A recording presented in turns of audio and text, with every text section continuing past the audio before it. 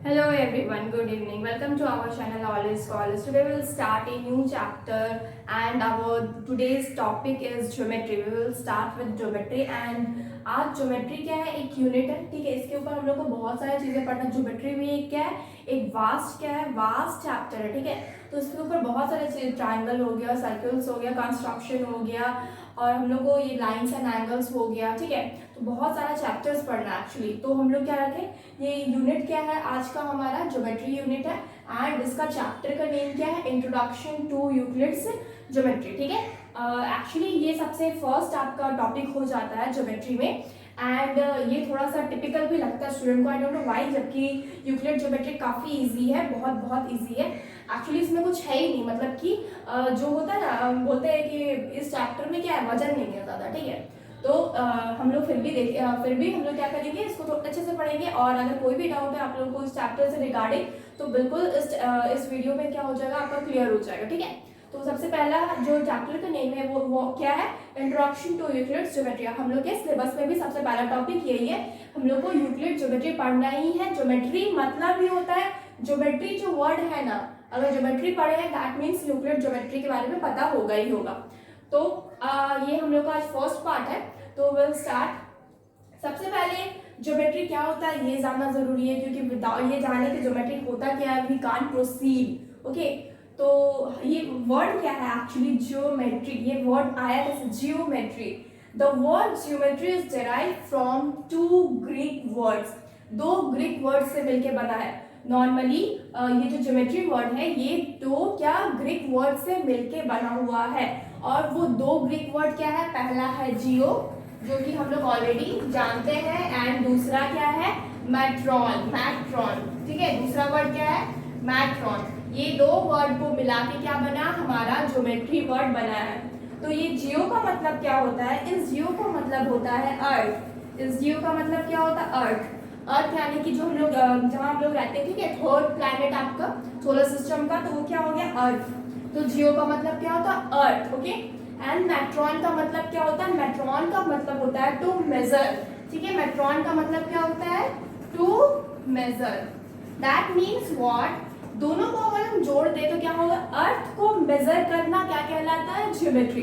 अर्थ को क्या करेंगे, मेजर करेंगे। To measure our earth is only known as geometry, is only known as what, geometry, ठीक है। इसी से हमारा ये वर्ड आया ज्योमेट्री। ये जियो प्लस मैट्रॉन मिलके क्या बनाया, जियोमेट्री। एंड ये दोनों क्या है, एक ग्रीक वर्ड है, ठीक है। क्या है, एक ग्रीक वर्ड है। यहाँ पे लिखा हुआ है ऑलरेडी और सब चीज आपको क्या मिल जाएगा, लिखा हुआ मिल जाएगा, ठीक है। You can take a screenshot और यू कैन राइट। और सबसे बेटर होता है कि स्टूडेंट्स अपने कॉपी में अब खुद से नोट्स बनाए, बहुत ज्यादा टाइम तक याद रहता है, ठीक है। क्या है next, the word geometry is derived from two Greek word, एक हो गया जियो एंड दूसरे का मतलब, दूसरा क्या हो गया, मैट्रॉन। इसका मतलब होता है अर्थ एंड मैट्रॉन का मतलब होता है to measure. Next, geometry appears to have originated from the need for measuring land, यानी कि ज्योमेट्री जो है, ये ज्योमेट्री आया ही इसलिए ताकि हम मेजर कर सके क्या को, लैंड को। अर्थ क्या है, अर्थ सरफेस में, तो लैंड को मेजर करना बना। एक्चुअली पहले क्या होता था ना कि हम लोग मेजरमेंट नहीं कर पाते थे, ठीक है, मेजरमेंट नहीं कर पाते थे, ऑब्वियसली कुछ पता ही नहीं है, पॉइंट्स क्या होता है, लाइन क्या होता है, जियोमेट्री वर्ड ही नहीं है, तो हम लोग क्या करते, बहुत दिक्कत होता था। तो यूक्लिड ने जब चीजें को एक्सप्लेन किया कि what is geometry, what is points, what his lines, triangle क्या है, स्क्वायर क्या है, मतलब ये सारी चीजें, ये तो धीरे धीरे है, ट्रायंगल स्क्वायर तो बहुत बाद में आया। सबसे पहले आपको ये जानना व्हाट इज पॉइंट, एक पॉइंट क्या होता है, व्हाट इज लाइन, एक लाइन क्या होता है, ठीक है। तो आपको ये भी नहीं पता था उस टाइम पे, तो यूक्लिड ने क्या किया, इन चीजों को आसान किया और जब ये चीजों को इंट्रोड्यूस करवाया तब समझ में आया कि मेजर जैसा भी कुछ होता है, मेजरमेंट करना भी कुछ होता है। मेजर करके हम पता कर सकते हैं कि कौन कितना बड़ा है, या लेंथ किसका कितना है, या ब्रेथ किसका कितना है, ठीक है। तो पहले तो ये चीज था ही नहीं, तो बहुत दिक्कत हो जाता है कि हम मेजरमेंट नहीं, हम यहाँ से अगर सांची तक मान लीजिए जाते हैं तो वहां तक मतलब कि अगर सपोज एक प्लेस से दूसरे प्लेस तक हमको पता ही नहीं है, लाइन क्या होता है हमको पता ही नहीं है, पॉइंट क्या होता है, हम जाएंगे कैसे, कितना दूर जाएंगे हमको कैसे पता चलेगा। ये सारी चीजें आसान कैसे हुई, हम कितना दूर जा रहे हैं, तो कितना किलोमीटर है, हमें कितना टाइम लगेगा जाने में, सब कुछ कैसे आसान हुआ, just because of maths, okay, just because of maths. तो जो नेक्स्ट है ये तो समझ में आ गया कि ज्योमेट्री कैसे है और इसका नीड क्या है कि लैंड, नॉर्मली लैंड को मेजर करना, ठीक है। मेनली जो ज्योमेट्री आया था ये क्या चीज के लिए था, लैंड को मेजर करने के लिए ही हम लोग जियोमेट्री का मतलब जियोमेट्री एक्वायर हुआ, ठीक है। जियोमेट्री क्या हुआ, एक्वायर हुआ बाय यूक्लिड, ओके। हम लोग यूक्लिड ज्योमेट्री पढ़ रहे हैं। यूक्लिड क्या है, साइंटिस्ट का नेम है, साइंटिस्ट सॉरी एक मैथमेटिशियन है। और ये क्या किए, ये आपका ज्योमेट्री को मतलब सबसे पहले डिफाइन किए थे व्हाट इज ज्योमेट्री, और ये वो बताया कि एक्चुअली आप लैंड को मेजर करके क्या कर सकते हैं, लैंड को मेजर करना भी एक क्या है, मैथ है, और उस मैथ का नाम वो क्या देती है, ज्योमेट्री। ऐसे तो पहले भी चीजें थी लेकिन उनको बुक के फॉर्म में डालना मतलब कि, और मतलब उनको एक बुक के फॉर्म में डालना और थियोरेटिकली चीजें बताना कि हाँ ऐसा होता है ऐसा होता है, तो वो चीज कौन कंबाइन किया था, यूक्लिड ने कंबाइन किया था। और जब यूक्लिड ने, इसलिए हम लोग जो पढ़ते हैं ना वो नॉर्मली यूक्लिड ज्योमेट्री पढ़ते हैं। सबसे पहला टॉपिक हमारा यही है, ठीक है, कि ज्योमेट्री आया कैसे। पहले भी चीजें थी ऑब्वियसली, पहले भी मेजरमेंट किया जाता था, लेकिन ये पता नहीं था कि मतलब इसको एक बुक के फॉर्म में नहीं था, कोई बस एक कोई मतलब कि बस नॉर्मली थियोरेटिकली कुछ भी नहीं था, कोई मतलब उसको कंबाइन नहीं था, कोई चीज कंबाइन नहीं था, कंपाइल नहीं था पूरी तरह से। तो इस वजह से क्या था कि यूक्लिड ने जब चीजों को कंपाइल किया और सबको कंबाइन करके एक जगह लिखे बताए चीजों को, तो हम लोगों ने अब हम लोग क्या करते हैं उसको फॉलो करते हैं, ओके। सबसे पहला है ये ज्योमेट्री क्या हो गया, ये कंप्लीट होने के बाद क्यों आया, किस लिए आया, कौन से वर्ड से आया, सब पता चल गया। अब नेक्स्ट क्या है, पॉइंट। ये चैप्टर पढ़ने के बाद आपको बहुत इजी लगे ये चैप्टर, क्योंकि स्टूडेंट इससे दूर भागते हैं, नाम से ही दूर भागते हैं, पता नहीं क्यों। लेकिन एक बार पढ़ लीजिए तो उसके बाद क्या होगा, ज्यादा बड़ा चैप्टर नहीं है, बिल्कुल इजी है। इनफैक्ट इसके बाद का चैप्टर थोड़ा सा हेवी जरूर है, पर ये चैप्टर बिल्कुल हेवी नहीं है। तो पॉइंट सबसे पहले हम लोग देखेंगे व्हाट इज पॉइंट। पॉइंट क्या होता है, a point has position only. Point क्या है, एक पोजीशन।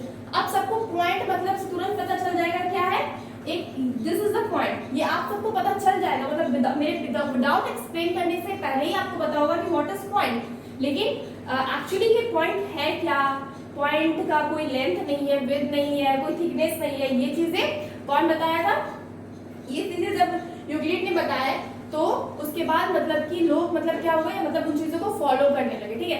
हाँ पहले भी, लेकिन उसको इंट्रोड्यूस नहीं करवा पाया था कोई, ठीक है। तो वो चीज जो इंट्रोडक्शन का काम था वो यूक्लिड ने किया और चीजें ओपन अप हुई चीजें, ठीक है। तो पॉइंट क्या है, एक पॉइंट हैज नो पोजीशन, नहीं sorry, a point has only position, और इसके अलावा कुछ है ही नहीं, ना उसका कोई लेंथ है, ना उसका कोई ब्रेथ है, ना उसका कोई थिकनेस है, कुछ भी नहीं है, कुछ भी नहीं है। सिर्फ पॉइंट का क्या है, एक पोजीशन है। सपोज दिस इज द, अगर हम यहाँ पे ये क्या हो गया, ये पॉइंट का पोजीशन हो गया, इसका ना तो कोई लेंथ है ना तो कोई ब्रेथ है, और यहाँ पे अगर डाल दिए तो ये क्या है, एक पॉइंट का जस्ट पोजीशन है, ना मेरे पास इसका लेंथ है, ना इसका ब्रेथ है, और ना ही इसका थिकनेस है। It has no length, no width and no thickness, ठीक है। ना तो कोई लेंथ है ऑब्वियसली, ना लेंथ है, ना विड्थ है, और ना ही इसका कोई थिकनेस है, ये हम देख सकते हैं। तो इसका है क्या, जस्ट पोजीशन है। अगर बोला जाए पॉइंट क्या है, तो पॉइंट का जस्ट पोजीशन है, it doesn't have any length, any breadth and any thickness, okay. Next, a point is represented by a fine dot. Dot से रिप्रेजेंट किया जाता है, जैसे कि हम यहाँ पे बना दिए, डॉट से क्या किया जाता है, रिप्रेजेंट किया जाता है। अ point is represented bye a fine dot which is denoted by the capital letter that is P, Q, A, कोई भी आप अल्फाबेट जैसे O, नॉर्मली एक पॉइंट को हम यहाँ पे डॉट बनाए और इसका नेम क्या कर दिए, O दे दिए, तो क्या हो गया, हम लोग नॉर्मली O पॉइंट से बोलेंगे कि हम लोग कुछ बोलना चाहेंगे तो क्या बोलेंगे, O पॉइंट से ये लाइन खींचना है, ठीक है। तो हम लोग इस तरीके से बोलेंगे, ठीक है। यानी कि पॉइंट का बस एक नेम दे दिया जाता है, और वो नेम आपका कोई भी कैपिटल लेटर दे सकते हैं आप अल्फाबेट में। अल्फाबेट का कोई भी कैपिटल लेटर दे दीजिए, जैसे कि P, Q, A, P, B, R, S, anything, any letter, ठीक है। तो इसको हम लोग नॉर्मली ये रिप्रेजेंट करने का तरीका होता है किसी पॉइंट को, ठीक है। हम लोग सीधा हम लोग ये नहीं बोल, सपोज दो पॉइंट है, एक पॉइंट यहाँ है, एक पॉइंट यहाँ है, हम बोलेंगे एक पॉइंट से लाइन खींचो, तो हमको कैसे पता चलेगा कौन सा पॉइंट से लाइन खींचना है। तो पॉइंट का क्या होना चाहिए, नेम होना चाहिए। सपोज इस पॉइंट का नाम A है, इस पॉइंट का नाम B है, तो हम बोलेंगे कि पॉइंट A से लाइन खींचिए आप हॉरिजॉन्टली या फिर वर्टिकली, तो आप पॉइंट A से लाइन खींचेंगे, ठीक है। आपको आपको पता ही नहीं रहेगा कौन सा पॉइंट से खींचना है, 3-4 पॉइंट है, तो अगर नेमिंग नहीं रहेगा तो कैसे पहचाने कौन सा पॉइंट से खींचना है पॉइंट लाइन, ठीक है। तो इसीलिए जरूरी होता है कि हम पॉइंट का नेम करें ताकि उसको पहचान मतलब मिल जाए। एक होता है ना, सबका अपना अपना नाम होता है, ठीक है। अगर मान लीजिए किसी आप लोग में से किसी का भी नाम नहीं रहे, सबका कोई नाम ही नहीं रहा है, पहले नाम रहे ही ना, मतलब इंट्रोडक्शन के लिए कुछ भी नहीं, तो हम कैसे पता चले, अगर हम उसको बुलाना चाहेंगे तो कैसे बुलाएंगे इसको, मतलब कैसे पता चलेगा कि उसको बुला रहे हैं। तो क्या कहता है, एक मतलब कि इंट्रोडक्शन के लिए एक नेम होना चाहिए, मतलब एक पहचान के लिए एक नेम है। जिस तरह आप लोगों के लिए एक नेम जरूरी है, उसी तरीके से यहाँ पॉइंट्स के लिए भी क्या चाहिए, एक नेम चाहिए। और वो नेम किस तरीके से होता है, अल्फाबेट का कोई भी लेटर यूज कर सकते हैं, कोई भी लेटर, कोई दिक्कत नहीं है, ठीक है। Next, surface. अब सरफेस क्या होता है, boundaries of solid are called surface and it does not have any thickness. Boundaries of solid, यानी कि सॉलिड का बाउंड्रीज को क्या बोलते हैं, हम सरफेस बोलते हैं, और इसका कोई थिकनेस नहीं होता है। यानी यहाँ पे बस थिकनेस बोला है, ठीक है। इसमें पॉइंट में क्या था, ना तो कोई लेंथ था, ना तो कोई ब्रेथ था, और ना ही कोई थिकनेस था। लेकिन इसमें क्या है, सिर्फ थिकनेस नहीं है, ठीक है। डज नॉट हैव एनी, यानी कि लेंथ और ब्रेथ हो सकता है, लेंथ और ब्रेथ हो सकता है। अब कैसे, हम जैसे कि यहाँ पे एक क्यूब बनाते हैं, एक क्यूब बना है, यहाँ पे माचिस का डिब्बा देखे है ना, वो क्या है, एक क्यूबॉइड होता है, ठीक है, वो क्या है, क्यूब। हम यहाँ पे एक क्यूब बना है, तो इसमें कितना सरफेस है, ऊपर नीचे, इस इधर फोर साइड होके, और ऊपर नीचे, यानी कि 6 क्या है, सरफेस है। आप लोग जब भी देखेंगे ये तो क्यों 1 2 3 4 5 6 क्या हो गया, सरफेस हो गया, ठीक है। तो उसका इसका जो वन सरफेस है ना, इसका जो वन साइड का सरफेस है, मतलब सिर्फ एक साइड का लीजिएगा, यानी कि फेस लेना है, सिर्फ वन साइड का फेस लेंगे तो वो क्या हो जाएगा, वो सरफेस हो जाएगा, ठीक है।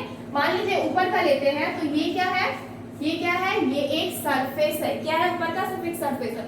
उसी तरीके से जब हम इस साइड का लेते हैं तो ये क्या हो जाएगा, ये एक सरफेस हो जाएगा। उसी तरीके से जब हम इस साइड का लेते हैं तो ये क्या हो जाएगा, एक सरफेस हो जाएगा। उसी तरीके से फ्रंट भी क्या है, एक सरफेस, और बैक में भी क्या है, एक फेस जो लगा हुआ वो क्या है, एक सरफेस है। दैट मीन्स सरफेस का लेंथ भी है, ब्रेथ भी हो सकता है, लेंथ भी हो सकता है, बट उसका क्या नहीं हो सकता है, थिकनेस नहीं हो सकता है। क्या नहीं हो सकता, थिकनेस नहीं हो सकता है। सरफेस का बाउंड्रीज होगा, बस उसका क्या नहीं होगा, थिकनेस नहीं होगा। बाउंड्रीज ऑफ सॉलिड, किसी भी सॉलिड का बाउंड्री, आप अपने घर में टेबल देख सकते हैं, उसका ऊपर का जो कोई भी टेबल है, उसका ऊपर में क्या है, एक सरफेस है, ठीक है, तो उसको हम क्या बोलेंगे, सरफेस है, ठीक है। उसके बैक साइड में अगेन एक सरफेस है, तो क्या है, वो भी एक सरफेस है, वी विल से सरफेस, ठीक है। वो क्या है, एक सॉलिड है, टेबल क्या है, एक सॉलिड है, उसका आपका फेसेस क्या हो गया, सरफेस हो गया, सरफेस हो गया, ठीक है। उसी को हम क्या बोलेंगे, surface. And after that lastly हम लोग को क्या पढ़ना है, solid. What is solid, a solid is a shape, size, position and can be moved from one place to another. Solid क्या है, सॉलिड क्या है, एक शेप है, जैसे कि टेबल, चेयर, बेड, कुछ भी आप पकड़ लीजिए, सब चीज क्या है, सॉलिड है। इसका क्या है, एक शेप होता है, एक फिक्स साइज होता है, एक फिक्स पोजीशन होता है, और उसको हम लोग एक जगह से दूसरी जगह क्या कर सकते हैं, मूव करवा सकते हैं। Move from one place to another, जो एक जगह से दूसरी जगह पे मूव कर सकता है, उसको हम क्या बोलेंगे, सॉलिड। कोई भी चीज अपने आसपास देखिए, नॉर्मली क्या होता है, सॉलिड ही है, ठीक है। जिसका एक पर्टिकुलर शेप है, जिसका साइज है, और जिसका एक पोजीशन है। सपोज ये ब्लैक बोर्ड क्या है, ये क्या है, ये ऑलरेडी क्या है, एक सॉलिड है, ठीक है, ये क्या है, सॉलिड है। इसका एक पर्टिकुलर शेप है, इसका क्या है, एक पोजीशन है, इसका क्या है, एक साइज है। हम क्या बोल, और इसको हम एक जगह से दूसरी जगह ले भी जा सकते हैं, तो क्या है, ये एक सॉलिड है, ठीक है। तो ये छोटी छोटी चीजें हैं, तो आप सोच के देखिए, ये छोटी छोटी चीजें अभी लगती है क्योंकि ये चीज ऑलरेडी डिफाइंड है, लेकिन जब ये चीज डिफाइंड नहीं थी तब ये चीजें क्या थी, बड़ी थी। और ये चीजें जब मतलब कंपाइल करके एक बुक में फ्रेम किए थे हमारे यूक्लिड जी ने, तो उन्होंने, यूक्लिड ने जब इसे फ्रेम किया तो लोगों के लिए ज्योमेट्री काफी इजी हो गई, मेजर करना काफी इजी हो गया, ज्योमेट्री वर्ड क्या हो गया समझ में आ गया, ज्योमेट्री यूज क्यों करते हैं ये समझ में आ गया, और मैथ्स में इसका बहुत बड़ा योगदान होता है, ठीक है। तो ज्योमेट्री इज अ वेरी, और सिर्फ मैथ्स में ही नहीं, ये नहीं कि सिर्फ पढ़ने के लिए, डेली लाइफ, प्रैक्टिकल लाइफ में हमारे लिए geometry is very very important for our practical life also, daily life also, okay. So we will see, take a screenshot and we will now we'll see a new topic, okay.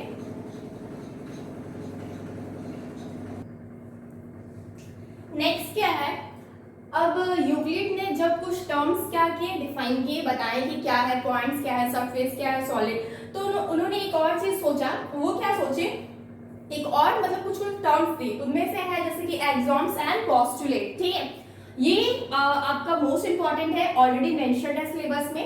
एक्सॉम्स and postulate होता क्या है और Euclid ने क्या बताया इनके बारे में। तो यूक्लिड ने क्या बताया, उन्होंने कहा कि सबका एक यूनिवर्सल एक ट्रूथ होता है। ठीक है, मतलब एक स्टेटमेंट होता है। उसी तरीके से मैथ्स में भी क्या है, एक ट्रूथ है। जैसे कि आपका एक स्टेटमेंट है, फॉर एग्जांपल कोई भी स्टेटमेंट होता है। स्टेटमेंट मतलब क्या होता है कि वो यूनिवर्सल क्या हो, मतलब ट्रू हो। ठीक है, यूनिवर्सल ट्रू मतलब कि वो किसी के लिए सही या किसी के लिए गलत। जैसे कि मान लीजिए दिल्ली क्या है, कैपिटल ऑफ इंडिया है, तो दिल्ली कैपिटल ऑफ इंडिया हमारे लिए भी है, दिल्ली कैपिटल ऑफ इंडिया आपके लिए भी है, और दिल्ली कैपिटल ऑफ इंडिया पूरे वर्ल्ड के लिए भी है। ठीक है, तो मतलब वो क्या है, यूनिवर्सल ट्रूथ है। ठीक है, दैट मीन्स वो कभी चेंज नहीं होगा, वो कभी चेंज नहीं होगा। ठीक है, तो कोई भी चीज जो यूनिवर्सल ट्रूथ होता है, यानी कि वो कभी किसी भी पर्सन के लिए चेंज नहीं हो रहा है, तो वो क्या हो रहा है, उसको हम क्या बोलते हैं, स्टेटमेंट बोलते हैं। क्या बोलते हैं उसको, हम स्टेटमेंट बोलते हैं। ठीक है, तो कुछ स्टेटमेंट उन्होंने क्या किया, यूक्लिड ने बताया कि कुछ स्टेटमेंट हमारा जो है वो आपका क्या है, अलजेब्रा के लिए होता है। कहाँ है, कुछ स्टेटमेंट हम लोग का क्या है, अलजेब्रा के लिए होता है। मतलब कि स्टेटमेंट मतलब ही होता है यूनिवर्सल ट्रूथ। कुछ स्टेटमेंट जो अलजेब्रा के लिए होता है उसको हम क्या बोलते हैं, एक्सॉम्स। एंड कुछ स्टेटमेंट जो होता है ज्योमेट्री के लिए उन्होंने दिया, उसको हम क्या बोले, पोस्टुलेट। तो यूक्लिड ने क्या दिया, कुछ एक्सॉम्स दिए एंड कुछ पोस्टुलेट्स दिए। ठीक है, तो एक्सॉम्स किसकी, ये भी क्या है, एक स्टेटमेंट है, ये भी एक स्टेटमेंट है। डिफरेंस क्या है, डिफरेंस बस इतना है कि an axiom is simply an assumption used in logic and algebra. यानी कि एक्सॉम्स क्या है, एक ऐसा स्टेटमेंट है जो यूक्लिड के द्वारा दिया हुआ था, और वो किसके लिए यूज होता है, सिर्फ और सिर्फ लॉजिक एंड और अलजेब्रा। यानी कि अलजेब्रा में जो स्टेटमेंट वो दिए उसको हम क्या बोल दिए, एक्सॉम्स बोल दिए। एंड जो ज्योमेट्री में उन्होंने जो स्टेटमेंट्स दिया उन्होंने क्या बोल दिया, पोस्टुलेट बोल दिए। उनका कहना था कि हम किसी भी मैथ्स या मतलब जब किसी मैथ्स में ज्योमेट्री को अगर अच्छे से पढ़ रहे हैं तो कुछ स्टेटमेंट का होना बहुत जरूरी है, यानी कि जो यूनिवर्सली ट्रुथ हो, यानी कि उसको किसी भी कंडीशन में चेंज ना किया जा सके। तो वो स्टेटमेंट्स किसने दिया, यूक्लिड ने दिया। लेकिन उन्होंने ये स्टेटमेंट्स को टू पार्ट्स में डिवाइड कर दिए। टू पार्ट्स में क्या किए, डिवाइड कर दिए। एक अलजेब्रा के लिए, एक कुछ अलजेब्रा के लिए क्या किए, वो स्टेटमेंट दे दिए, और कुछ जियोमेट्री के लिए क्या किए, स्टेटमेंट दे दिए। तो जो जियोमेट्री के लिए स्टेटमेंट दिए वो क्या कहलाया, पोस्टुलेट। ठीक है, एंड जो अलजेब्रा के लिए दिए उसको हम लोग क्या बोल दिए, एक्सॉम्स। ठीक है, तो यही डिफरेंस है, बहुत बड़ा चीज नहीं, बहुत ही छोटा सा चीज है ये, कि एक्सॉम्स और पोस्टुलेट किसको बोलते हैं, एक्सॉम्स उसको बोलते हैं जो स्टेटमेंट यूक्लिड के द्वारा अलजेब्रा के में दिया गया, और पोस्टुलेट उसको बोलते हैं जो स्टेटमेंट ज्योमेट्री में यूक्लिड ने दिया। ठीक है, ये दोनों डिफरेंसेस है, एक्सॉम्स एंड पोस्टुलेट। क्या है, ये बस एक स्टेटमेंट है। और स्टेटमेंट किसको नहीं बोलेंगे, जैसे कि मान लीजिए बाहर आज सनी डे है। ठीक है, तो we will see today sunny day, लेकिन हो सकता है कि कहीं ना कहीं बारिश हो रही है या फिर कहीं क्लाउडी मौसम है जहाँ पर सनी डे नहीं है ऑलरेडी, यानी कि तो वो उसके लिए तो सनी डे नहीं हुआ ना, ये मेरे लिए आज सनी डे है, आपके लिए हो सकता है ये सनी डे नहीं है। दैट मीन्स व्हाट, कि ये यूनिवर्सल ट्रूथ नहीं है, यानी कि मेरे लिए कुछ और हो रहा है, आपके लिए कुछ और हो रहा है। तो दैट मीन्स व्हाट, ये स्टेटमेंट क्या हो रहा है, डिफर कर रहा है, डिफरेंट हो रहा है, वेरिएबल हो रहा है, इसीलिए हम उसको स्टेटमेंट नहीं बोलेंगे। तो स्टेटमेंट क्या है, जो यूनिवर्सली ट्रूथ हो। ठीक है, स्टेटमेंट क्या होता है, स्टेटमेंट क्या होता है, जो यूनिवर्सली एक्सेप्ट किया जाए और या फिर यूनिवर्सली क्या हो, ट्रूथ हो, यूनिवर्सली ट्रूथ। ठीक है, जो यूनिवर्सली ट्रूथ हो। तो यूक्लिड ने क्या किया, कुछ स्टेटमेंट बनाए। ऐसा होता है कि जैसे कि हम मतलब कि जब हम मान लीजिए कोई कंट्री को कुछ चलाना है तो उसके लिए हमें क्या बनाना पड़ता है, हम लोग कॉन्स्टिट्यूशन बनाते हैं। तो कॉन्स्टिट्यूशन में क्या होता है, हम लोग कुछ लिख देते हैं कि हाँ ऐसा होना चाहिए। हम लोग का इंडिया का भी कॉन्स्टिट्यूशन है, संविधान जिसको बोलते हैं। तो उसका कॉन्स्टिट्यूशन क्यों बनाया जाता है, ताकि वो मतलब कि वो ट्रू है। ठीक है, सारा चीज यानी कि जितने भी लॉ एंड ऑर्डर फ्रेम किए जाएंगे वो उसके अकॉर्डिंग किए जाएंगे। यानी कि एक मतलब कोई इंसान क्या क्या कॉन्स्टिट्यूशन बना दिए, एक इंसान तो नहीं बता, ऑब्वियसली बहुत लोग इसमें शामिल थे। तो कॉन्स्टिट्यूशन बना दिया गया, कॉन्स्टिट्यूशन के अकॉर्डिंग सारा रूल्स एंड रेगुलेशन फॉलो होता है उस कंट्री में। तो कॉन्स्टिट्यूशन क्या हो गया, एक स्टेटमेंट हो गया। फॉर एग्जाम्पल हम बता रहे थे कॉन्स्टिट्यूशन क्या हो गया, मतलब एज अ स्टेटमेंट लीजिए, मतलब कि वो एकदम ट्रू है, उसके अकॉर्डिंग सारा काम होगा, ठीक है। तो यूक्लिड ने भी यही किया, एक स्टेटमेंट्स दे दिए कुछ कि हाँ ये ट्रू है और ये कभी भी डिफर नहीं करेगा। तो जो स्टेटमेंट उन्होंने अलजेब्रा के लिए दिए उसको एग्जाम्स बोल दिए, और जो स्टेटमेंट उन्होंने ज्योमेट्री के लिए दिए उसको पोस्टुलेट बोल दिए, ठीक है। आई होप आप समझ गए होंगे।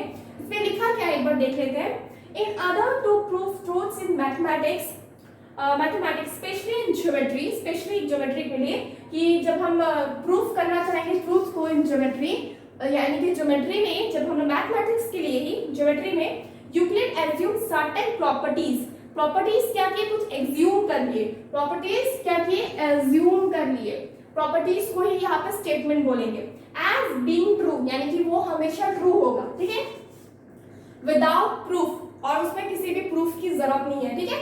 विदाउट प्रूफ क्या होगा, ये प्रॉपर्टीज हमेशा ट्रू माने जाएंगे।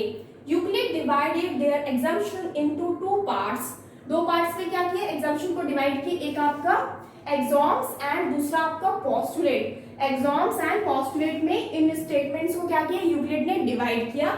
एग्जॉम किसको बोलते हैं, an axiom is simply an assumption used in logic and algebra, यानी कि एग्जॉम्स क्या है, जो आपका अलजेब्रा में यूक्लिड ने जिन स्टेटमेंट्स को दिया उसे हम क्या बोल दिए, हम क्या बोलते हैं, एग्जॉम्स बोल दिए। Whereas a postulate was reserved for an geometry, an assumption in geometry, यानी कि वैसे एग्जम्पशन, यानी कि वैसा प्रॉपर्टीज या वैसा स्टेटमेंट जो यूक्लिड ने हम डिफाइन किया ज्योमेट्री के लिए, उसे हम क्या बोलेंगे, उसे हम बोलेंगे पोस्टुलेट, ठीक है। तो यही डिफरेंस है एग्जाम्स के लिए। पोस्टुलेट याद रखना बहुत इजी है, ए से एग्जाम्स होता है, ए से अलजेब्रा होता है। तो अलजेब्रा में जो स्टेटमेंट यूक्लिड ने दिया था, मतलब जो स्टेटमेंट यूक्लिड ने दिया था उसको हम क्या बोलते हैं, एग्जाम्स बोलते हैं। पोस्टुलेट आप सीधा ज्योमेट्री से, क्योंकि और बचता क्या है, पोस्टुलेट बचता है, तो पोस्टुलेट को ज्योमेट्री में डालेंगे, यानी कि वैसे स्टेटमेंट जो हमारे यूक्लिड ने क्या किए थे, दिए थे ज्योमेट्री के लिए, यानी कि ये यूनिवर्सल ट्रूथ है, यानी कि यहाँ पे प्रूफ की जरूरत नहीं है। सपोज एक ट्रायंगल में अगर हम बोलेंगे 3 साइड है तो ये यूनिवर्सल ट्रूथ है। ट्रायंगल आप कैसा भी बनाएंगे 3 साइड्स ही होंगे, कभी भी वो 2 साइड 1 साइड या 4 साइड्स के नहीं हो सकते हैं। तो क्या हो गया, ये आपका एक यूनिवर्सल ट्रूथ होगी, इसके लिए हमें प्रूफ की जरूरत है, बिल्कुल जरूरत नहीं है। ट्रायंगल मतलब क्या हो गया, आपका 3 साइड्स का होना चाहिए, आपको कोई मतलब फर्क नहीं पड़ता है कि ये कैसा बनता है, ठीक है, मतलब कि कैसे सीधे शेप आप ऐसे बनाइए, ऐसे बनाइए, बस इसमें ट्रायंगल में यानी कि 3 साइड्स होना चाहिए। तो ये क्या हो गया, ये एक यूनिवर्सल ट्रूथ है, तो इसके लिए हमें किसी तरह के प्रूफ की जरूरत ही नहीं है। तो इसी तरीके से उन्होंने क्या दिया, कुछ स्टेटमेंट्स दिए, प्रॉपर्टीज भी बोल सकते हैं, तो कुछ प्रॉपर्टीज दिए और इसको डिवाइड कर दिए एग्जॉम्स में एंड पोस्टुलेट में, ओके। अब हम लोग क्या करेंगे, कुछ एग्जॉम्स को देखेंगे कि यूक्लिड ने कैसे कैसे एग्जॉम्स दिए थे, यानी एग्जॉम्स किसके लिए था, अलजेब्रा के लिए था, पोस्टुलेट किसके लिए था, ज्योमेट्री के लिए था। ये 2 चीज बस याद रहना चाहिए, बाकी तो आप खुद से ही क्या कर सकते हो, उसको पढ़ सकते हो, okay. Now we will see some examples of geometry, okay? कुछ एग्जाम्स जो यूक्लिड ने हमें ज्योमेट्री में दिए थे उसको हम क्या करेंगे, हम लोग पढ़ेंगे, ठीक है। सबसे पहले एग्जाम्स होता है किसके लिए, स्टेटमेंट है आपका लॉजिक एंड अलजेब्रा में ये चीज होता है, ठीक है। लॉजिक और अलजेब्रा में जो स्टेटमेंट यूक्लिड ने दिए थे उसे हम क्या बोले, एग्जाम्स बोले। सबसे पहला एग्जाम्स है क्या, first exam, things which are equal to the same thing are also equal to one another। obviously क्या है, वैसी चीजें जो मतलब कि which are equal to same thing, जैसे कि आप अगर a is equal to b करते हैं and a is equal to c करते हैं, ठीक है, यानी कि things which is equal to same thing, ठीक है, यानी कि same thing क्या है, a उसके इक्वल आ रहा है, तो बाकी जो 2 है यानी कि b is equal to क्या हो जाएगा, c हो जाएगा। यानी कि जब a is equal to b होगा and a is equal to c, तो आपका b is equal to क्या हो जाएगा, c हो जाएगा, क्योंकि a b के इक्वल है, a c के इक्वल है, तो a और a तो इक्वल ही है, तो b और c भी क्या होगा, इक्वल ही होगा। तो फर्स्ट एग्जाम ये, और ऑब्वियसली इसके लिए हमें क्या चाहिए, किसी तरह का कोई प्रूफ की जरूरत नहीं है यहाँ पे, ठीक है। यहाँ पे ये मेरा क्या है, यूनिवर्सल ट्रूथ है, ये स्टेटमेंट है, ये प्रॉपर्टी है, ठीक है, यानी कि ये कभी चेंज नहीं हो। ऑब्वियसली पता है सबको कि x a is equal to b and a is equal to c होगा, तो b is equal to क्या होगा, c होगा। यानी things which are equal to the same thing are also equal to one another, okay। Next आपका second axiom क्या है, if equals are added to equals the whole are equal, यानी कि कोई इक्वल नंबर रहेगा, suppose 2 है और यहाँ भी आपका 2 है, इसको ऐड करेंगे 4 के साथ और इसको भी ऐड करेंगे 4 के साथ, तो दोनों तरफ क्या होगा 6 ही होगा। यानी कि इक्वल को अगर किसी इक्वल्स में ऐड करेंगे, यानी कि इक्वल्स क्या है आपका 2 इक्वल्स है, दोनों तरफ 2 था और दोनों में हम इक्वल को ही ऐड किए, यानी कि दोनों में हम 4 को ही ऐड किए, 2 + 4 और इधर भी क्या होगा 2 + 4, तो क्या होगा 6 आएगा। ओके, यानी कि इक्वल्स को जब इक्वल्स के साथ ऐड किया जाता है तो क्या होगा, होल जो बनेगा वो भी क्या बनेगा, इक्वल ही बनेगा। ओके, यानी कि 2 में अगर 4 ऐड करेंगे, इधर भी हम 2 में 4 ऐड किए, यानी कि इक्वल में इक्वल को ऐड किए तो हमको क्या बना, दोनों तरफ 6 आया और ये दोनों भी क्या हुआ, इक्वल्स ही है। ठीक है, ये क्या है, सेकंड एग्जाम था हम लोग का। ठीक है, थर्ड नाउ, थर्ड क्या है, third axiom, if equals are subtracted from equals the remainders are also equal. ये सिमिलर है, बस यहाँ पे एडिंग है और आपका थर्ड वाला में क्या है, सब्ट्रैक्शन है। इसको थोड़ा रफ करते हैं so that I can explain. Third में क्या बोला जा रहा है कि if equals are subtracted from equals the remainders are also equal. जैसे कि अगर यहाँ पे इक्वल्स है, ठीक है, कितना है, मान लीजिए इधर भी 6 है और इधर भी क्या है 6 है, अगर इसको सब्ट्रैक्ट किया जाएगा इक्वल्स के साथ, सपोज 2 से सब्ट्रैक्ट करेंगे तो दोनों तरफ क्या आएगा, 4 आएगा और वो दोनों भी क्या होगा, इक्वल होगा। यानी कि if equals are subtracted from equals, यानी 6 क्या है इक्वल्स और सब्ट्रैक्ट क्या किए, 2 सब्ट्रैक्ट किए, दोनों तरफ 2 सब्ट्रैक्ट किए, तो भी जो बनेगा वो क्या बनेगा, इक्वल ही आएगा, यानी कि 4 = 4। तो वही चीज है जिसका थर्ड एग्जाम में यही था। नेक्स्ट हम फोर्थ एग्जाम में देखेंगे। फोर्थ एग्जाम क्या बोला जा रहा है, things which are coincide with one another are equal to one another. ठीक है, यानी कि यहाँ पे सपोज मान लेते हैं यहाँ पे हम 5 लिखते, ठीक है, और यहाँ भी क्या लिखे हैं 5 लिखे, तो ये दोनों 5 क्या है, इक्वल है। यानी कि इसको अगर इसके ऊपर रखते हैं तो क्या होगा, इक्वल ही बनेगा। यानी कि ये कोइंसाइड करेगा किसके साथ, इसके साथ, यानी कि जो चीज एक दूसरे को कोइंसाइड करती है मतलब इक्वल है, जैसे कि, तो वो क्या होगा, एक दूसरे के इक्वल होगा। सपोज एक और एग्जांपल लेंगे, सपोज ये ए बी हम एक लाइन लेते हैं, ठीक है, और यहाँ पे पी क्यू एक लाइन ले रहे हैं, पी एंड क्यू, दोनों का लेंथ क्या है, मान लेते हैं ये 2 सेंटीमीटर है और ये भी क्या है 2 सेंटीमीटर है, तो दोनों अगर 2 सेंटीमीटर है तो इसको अगर इसके ऊपर रखेंगे तो क्या होगा, इक्वल ही आएगा ना। इसको अगर इसके ऊपर रखें या फिर ए बी को पी क्यू के ऊपर रखेंगे तो क्या होगा, इक्वल ही होगा। तो वही बोला जा रहा है कि if things which are coincide, दोनों क्या है, कोइंसाइड इक्वल है, विथ वन अनदर, तो क्या होगा, are equal to one another, यानी कि दोनों अगर कोइंसाइड होगा तो यानी कि सिमिलर होगा, तो क्या होगा, एक दूसरे को इक्वल ही होंगे। ठीक है, ये मेरा क्या था, फोर्थ एग्जाम। ठीक है, next fifth axiom, the whole is greater than the part, the whole is greater than the part.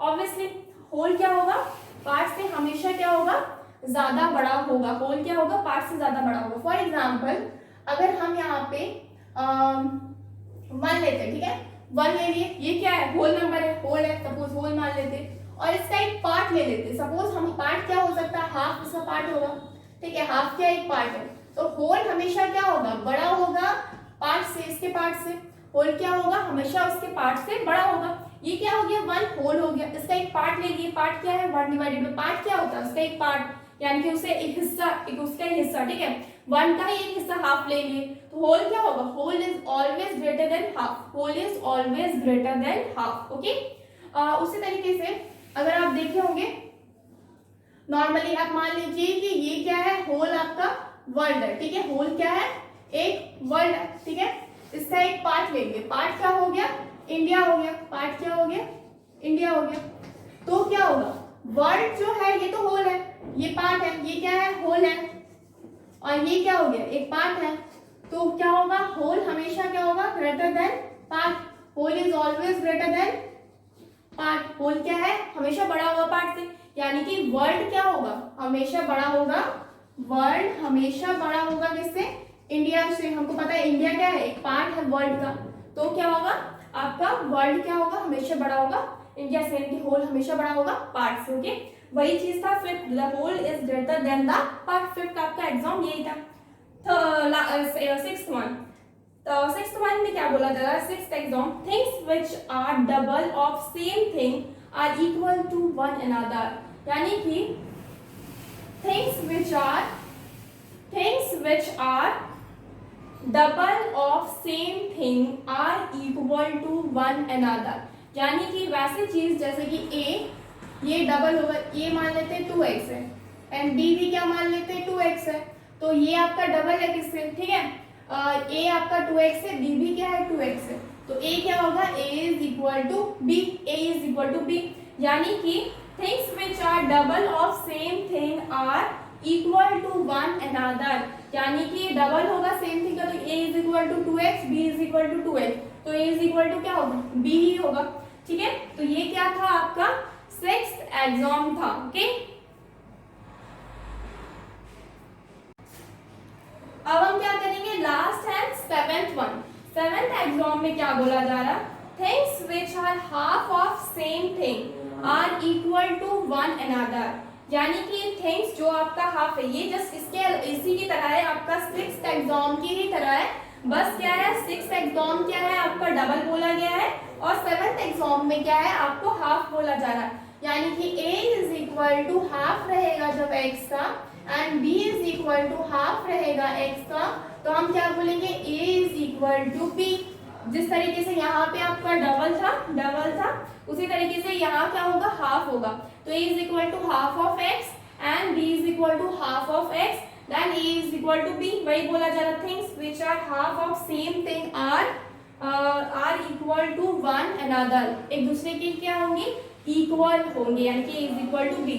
तो ये थे कुछ एग्जाम्स आपके, क्या थे एग्जाम्स थे, ये जितने भी एग्जाम्स थे आपके, ये सारे के सारे एग्जाम आपके यूक्लिड के द्वारा दिया हुआ था, ये सारे के सारे क्या है एग्जाम्पशन है, ठीक है, आपका एक स्टेटमेंट है, ये आपका 7 क्या है आपका एग्जाम, ओके।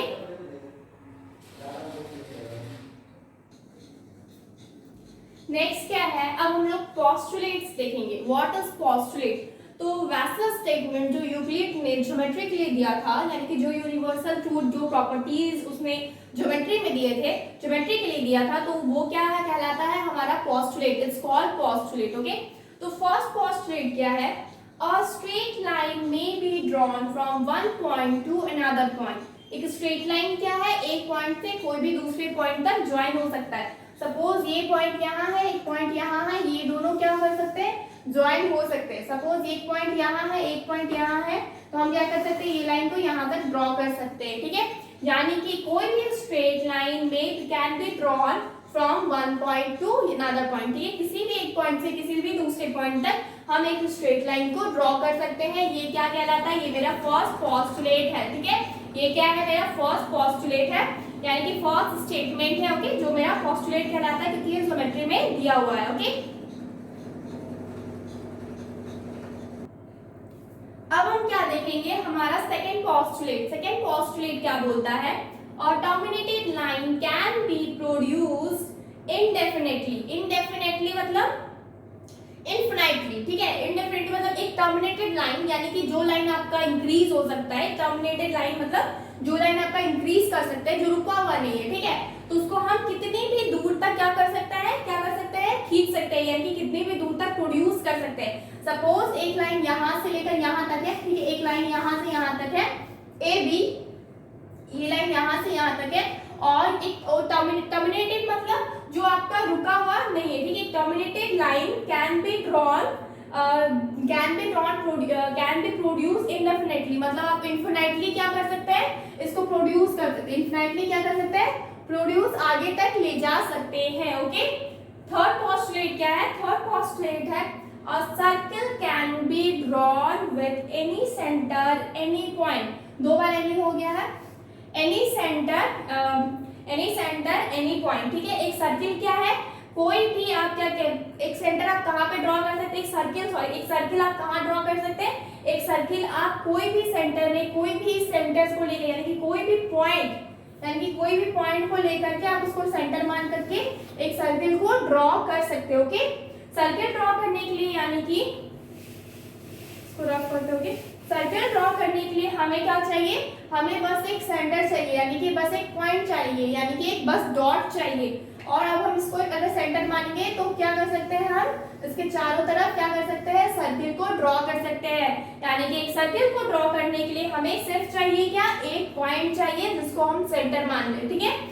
तो अब हम क्या करेंगे, नेक्स्ट आपका नेक्स्ट पोस्टुलेट देखेंगे, that is fourth postulate. Fourth postulate क्या है, all right angles are equal to one another. जितने भी दुनिया में राइट एंगल्स है क्या है, सब के सब इक्वल है। अब राइट एंगल्स इक्वल क्यों है, क्योंकि राइट एंगल क्या होगा, हमेशा 90 डिग्री का ही होगा। तो जो हमेशा 90 ऐसे बनाइए, चाहे आप उसको ऐसे बनाइए, चाहे आप उसको इतना बड़ा बनाइए, क्या होगा, आपका राइट एंगल हमेशा इक्वल ही रहेगा। यानी कि ये 90 डिग्री है, ये भी 90 डिग्री है, तो ये भी 90 डिग्री ही है। दुनिया का हर राइट एंगल क्या होता है, इक्वल होता है एक दूसरे से। ओके, ये मेरा किसमें बोला गया, फोर्थ पोस्टुलेट में बोला गया है। आफ्टर दैट फिफ्थ पोस्टुलेट, ये थोड़ा समझ लीजिए व्हाट इज फिफ्थ पोस्टुलेट, क्योंकि ये थोड़ा सा टफ नहीं है एक्चुअली, समझने भर का देरी है। तो फिफ्थ पोस्टुलेट क्या बोला गया, if a straight line falling on two straight lines make the interior angles on the same side less than two right angles, the two straight lines if produced indefinitely meet on that side of which are the angles less than two right angles। ठीक है, to right angles मतलब क्या होता है, सबसे पहले तो ये समझिए, राइट एंगल्स 90 डिग्री का होता है, और दो राइट एंगल यानी कि 90 डिग्री प्लस 90 डिग्री यानी कि 180 डिग्री का होता है। ठीक है, अब हमको पता है, मान लीजिए कि ये क्या है, दो पैरेलल लाइंस है। मान लेते हैं कि ये दो क्या है, पैरेलल लाइंस है। इसको कोई स्ट्रेट लाइन क्या कर रही है, कट कर रही है। तो हमको पता है जो इंटीरियर एंगल बनता है ना, ये और ये एंगल, ये क्या होता है, ये दोनों को ऐड करेंगे तो क्या बनता है, 90 डिग्री का बनता है। यानी कि अगर इसको x मानते हैं, इसको y मानते हैं, तो क्या होगा, x plus Y, x degree plus y degree कितना होगा, 180 डिग्री का होगा। 90 डिग्री का नहीं, 180 डिग्री का। ठीक है, यानी कि x degree plus y degree is equal to 180 degree. यानी कि दोनों मिलाएंगे, दोनों का क्या होगा, दोनों का एडिशन क्या होगा, हमेशा 180 डिग्री देगा। तो यानी कि ये दोनों लाइन मतलब क्या है, ये दोनों पैरेलल लाइन है।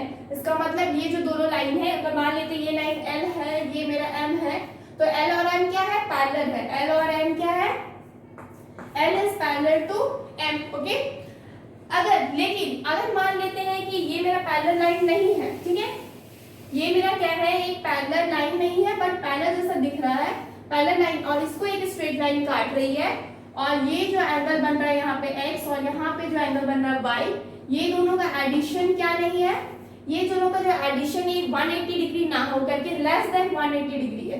क्या है, लेस देन 180 डिग्री है।